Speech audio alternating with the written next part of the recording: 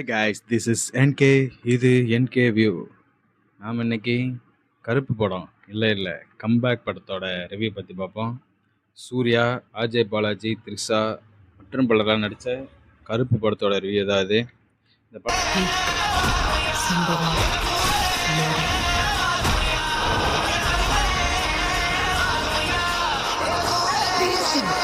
எல்லாரும் அன்பான ஃபேன்ஸ்க்காக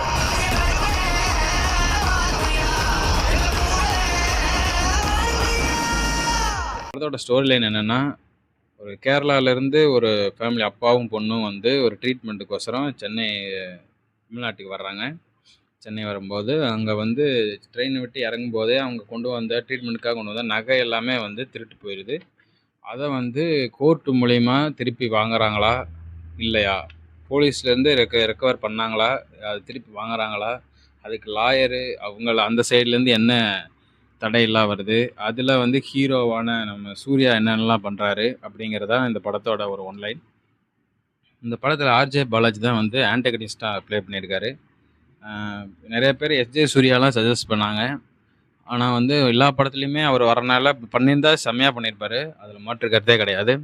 எல்லா படத்துலேயும் வரிசையாக அவர் அந்த மாதிரி ரோல் பண்ணுறனால இதுலேயுமே கொஞ்சம் ஒரே மாதிரி இருக்குங்கிற மாதிரி தோணியிருக்கலாம். பட் இவர் வந்து இன்னுமே அந்த சாமி வர்ற இடத்துலலாம் வந்து அவர் அந்த அந்த எல்லாத்தையும் எல்லாருக்கிட்டையும் பேசுகிற மாதிரியே அங்கேயும் பேசுகிற மாதிரி இருக்குது. அது ஒரு மற்றவங்கெல்லாம் அதுக்கு ஒரு ரியாக்ஷன் வேறையாக இருக்குது. பட் இவரோட ரியாக்ஷன் டோட்டலி எல்லாத்தையும் எதிர்க்கிறான், சாமி கூட துச்சந்தாங்கிற மாதிரி எதிர்க்கிற மாதிரி தான் இருக்குது. அதில் கொஞ்சம் ஒரு வேறு ஒரு ரியாக்ஷனோ ஒரு எமோஷனோ கொஞ்சம் காட்டியிருக்கலாம். மற்றபடி அவர் நல்லாவே பெர்ஃபார்ம் பண்ணியிருக்காரு. சின்ன சின்ன எமோஷ்னல் சீனும் இந்த ஒரு இதுதான் மிஸ்ஸிங்காக இருந்துச்சே தவிர மற்ற எல்லாமே பிரிச்சிட்டாரு. மற்றபடி அந்த ஃபன்னாகவும் அந்த ஒரு ஃபுல்லாக அவங்க நாங்கள் 4 பேருங்கிற அந்த ஒரு கேங்காக இருக்கட்டும், அந்த சாங்கு கொஞ்சம் வச்சுருந்தா ரொம்பவே சூப்பராக இருந்திருக்கும். எல்லோரும் ரிலீஸுக்கு முன்னாடி எல்லாத்தையும் ஒரே அடியாக அடிச்சிட்டாங்க.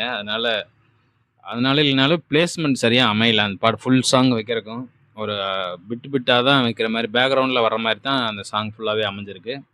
பட் இருந்தாலும் வந்து அவர் ரொம்ப நல்லாவே ப்ளே பண்ணியிருந்தார். டைரெக்ஷனும் செம்மையாக பிரிச்சிருந்தார்.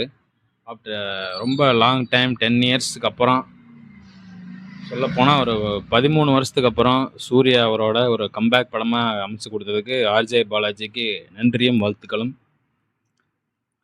கமெண்ட்ரியில் கலக்கிற மாதிரி படத்துலேயும் டைரெக்ஷன்லேயும் ஆக்டிங்லேயுமே கலக்கியிருந்தார். அதில் எக்ஸ்பெஷலி கிளைமேக்ஸில் வந்து அந்த இதெல்லாம் வந்து எல்கேஜி என்ஜிகே ஒரு காம்போலாம் வந்து உண்மையாகவே நல்லா இருந்துச்சு. நிறையா ரெஃபரன்ஸ் நிறையா வச்சுருந்தாங்க. சிங்கம்மாக இருக்கட்டும், நிறையா படம் நிறையா கட் பண்ணியிருக்காங்க. பட் இருந்தாலும் இந்த நானும் ரவுடிதானில் அஞ்சான் படத்துக்கு 5 டிக்கெட் இருக்கு வரையாங்கிற மாதிரி, இதில் மூக்குத்தி அம்மன் படத்துக்கு 3 டிக்கெட் இருக்கு வரையான்னு சூர்யா அவர் கேட்குற மாதிரியும் ரொம்பவே நல்லாவே பண்ணியிருந்தாங்க. அடுத்ததாக த்ரிஷா வந்து இதில் ஹீரோயினாக பண்ணியிருக்காங்க. ஒரு லாயராக அட்வொகேட்டாக தான் பண்ணியிருக்காங்க. ஆனால் வந்து இதில் லிமிட்டட் ரோல் தான், இல்லை ஹீரோ பில்டப் ஏற்றுற ரோல் மாதிரி தான் இருக்கும். அதே மாதிரி நட்டி அவர் தான் ஜட்ஜாக இருக்கார். அவர் ரொம்பவே பர்ஃபெக்டாக சதுரங்க வேட்டையில் வர்ற அந்த டைலாக்லாம் வச்சுருந்தா இன்னுமே ஃபன்னாக இருந்திருக்கும்.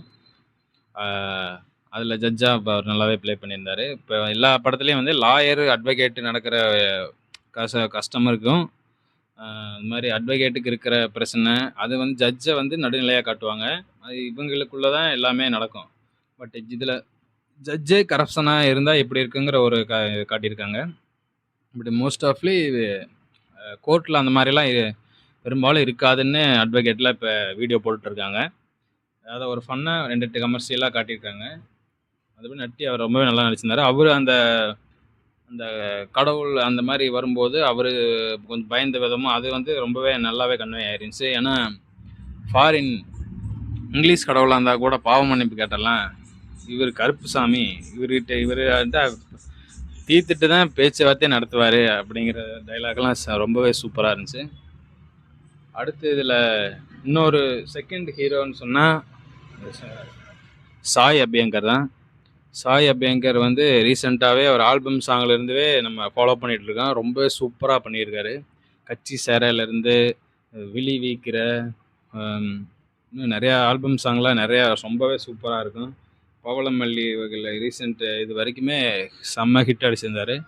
டூட் படத்தில் ஒரே பாட்டே ரொம்ப எல்லாத்துக்கும் போட்டாங்கன்னு பயங்கர எல்லாம் ட்ரால் பண்ணாங்க.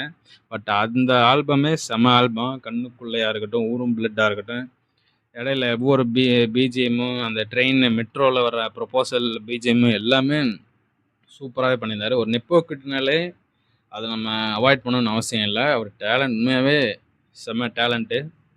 அந்த இதை வந்து கருப்பு படத்தில் அவர் எல்லா கிரிட்டிசைஸையுமே வந்து இதில் அவர் மியூசிக் மூலயமா அவர் அதுக்கு பதில் சொல்லியிருக்காரு. உண்மையாகவே எக்ஸ்ட்ரானரி ஜாப். ஒவ்வொரு பேக்ரவுண்ட் மியூசிக்காக இருக்கட்டும், பிஜிஎம்மாக இருக்கட்டும், எல்லா சாங்ஸுமே அவ்வளோ கிறிஸ்டல் கிளியராக சூப்பராகவே செம்மையாக ஒர்க் அவுட் ஆகிருக்கு. அது கிளைமேக்ஸு கருப்பா கூடவாலாம் வந்து பெர்ஃபார்மன்ஸாகவும் மியூசிக்கலாகவும் படத்தை எங்கேயோ கொண்டு போயிடுச்சு. ஸோ இதில் extraordinary work by Sai Abhyankar. Congratulation. And அவருக்கு ரொம்பவே வர வர ரொம்ப பெரிய ஃபேன் ஆகிட்டு வர்றோம். ஒரு ஃபியூச்சரிஸ்டிக்கும் நம்ம அதை வந்து தொடர்ந்து அடுத்தடுத்து நிறைய ஆல்பம் அவருக்கு வரிசையாக வந்துட்டுருக்கு. அதை நம்ம அடுத்தடுத்து ஃபாலோ பண்ணுவோம். அவர் எக்ஸ்ட்ரானரி ஒர்க் பண்ணியிருக்காரு. அதே மாதிரி அடுத்து ஹீரோவான நம்ம சூர்யா, அவர் இந்த படத்தில் அவர் பெர்ஃபார்ம் பண்ணணுன்னா அவருக்கு இப்போ தான் அந்த கரெக்டான இதை கதையை சூஸ் பண்ணி ஆக்ட் பண்ணியிருக்காரோன்னு கரெக்டாக தோணுது. ரொம்ப நாளுக்கு அப்புறம் ஒரு ஒரு கமர்ஷியல் ஹிட்டாக, நிறையா படம் நல்லா ஹிட்டாக இருக்க வேண்டிய படம், பட் எல்லாத்தையும் தாண்டி இந்த படத்தில் அவர் எல்லா ஸ்டேட் மக்களும் எல்லாமே கொண்டாடுறது வந்து ரொம்பவே சந்தோஷமாக இருந்துச்சு. கொஞ்சம் பர்சனலாகவே ஃபீல் ஆச்சு. சூப்பரான பெர்ஃபார்மன்ஸு, நல்ல ஒரு டான்ஸ் பெர்ஃபார்மன்ஸு, பழைய சிங்கம், அந்த அயன், அங்கே அந்த ரேஞ்சில் இருக்கிற எல்லாமே வந்து இதில் கொண்டு வந்த மாதிரி சூப்பராகவே அதில் நடிச்சிருந்தார். மூடாக கன்வெர்ட் ஆகிறதும், அந்த சாமியோட அந்த கெட்டப்லாம் வந்து இவருக்காடா காட்டுவாசி வேஷம்லாம் போட்டிங்கிற மாதிரி ரொம்பவே நல்லா இருந்தார். இது பொன்னியின் செல்வன்ல அந்த ராஜராஜ சோழனோட கெட்டப்புக்கு இவர் பெர்ஃபெக்டாக சூட் ஆகியிருந்திருப்பார். ஜெயம் ரவி ப்ளே பண்ண அந்த ரோலு. ஸோ ஓவராலாக இந்த படம் இருந்தாலும் இந்த கடவுளோட இது வந்து நம்புகிறவங்களுக்கு எக்ஸ்ட்ரானரியாக இருக்கும், நம்பாதவங்களுக்கு கொஞ்சம் இப்படி போய் ரொம்ப லாஜிக்கலாக இடிக்குதே அப்படின்ட்டே இருக்கும். பட் அதெல்லாம் விட்டுட்டு லாஜிக் மேஜிக் எல்லாம் இல்லை, ஒன்லி மேஜிக் தான், லாஜிக்லாம் கிடையாது, எல்லாம் மேஜிக் அப்படின்னு நம்பி பார்த்தா அந்த படம் நல்ல ஒரு பெர்ஃபார்மன்ஸ் கொடுக்கும். ஏன்னா நம்மளே ஏத்திஸ்ட் தான். அந்த இருந்தாலும் இதை வந்து இந்த பெர்ஃபார்மன்ஸாகவும் மியூசிக்கலாகவும் விஷுவல் ட்ரீட்டாகவும் ஜிகே விஷ்ணு அவர் தான் இதில் cinematographer. Extraordinary work, colouring work எல்லாமே வந்து பர்ஃபெக்டாக இதில் அவர் ஒர்க் பண்ணியிருக்காரு. அவருக்கு kudos to the camera work. இந்த என்டையர் டீமுக்குமே பிக் பிக்